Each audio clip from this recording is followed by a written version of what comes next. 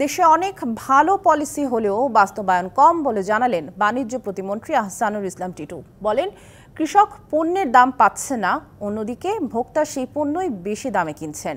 মাঝখান থেকে সুবিধা নিচ্ছে কোনো গ্রুপ। এ সংকট সমাধানে তথ্য প্রযুক্তি খাতের উদ্যোক্তাদের কাজ করার আহ্বান জানালেন বাণিজ্য প্রতিমন্ত্রী। সকালে আধুনিক কৃষি খাত গড়তে চ্যালেঞ্জ নিয়ে Dhaka chamber of commerce and industry DCCI আয়োজিত সেমিনারে এসব কথা বলেন তিনি। বলেন, কোনো জায়গায় কম দামে ভালো পণ্য পাওয়া যায়, তেমন বাস্তবসম্মত প্রযুক্তি আনতে হবে। আমদানি রপ্তানি সহজীকরণ করতে এফবিসিসিআই সহ দেশের সব ব্যবসায়ী চেম্বারে হেল্প ডেস্ক স্থাপন করা হবে বলেও জানান তিনি। আলুর উৎপাদন নিয়ে প্রতিমন্ত্রী বলেন, আলুর দাম বেশি হওয়ায় আগামী সিজনে উৎপাদন বাড়বে। কৃষির সবচেয়ে বড় চ্যালেঞ্জ স্ট্যান্ডার্ডাইজেশন, এই নিয়ে সরকার কাজ করছে বলেও জানান তিনি।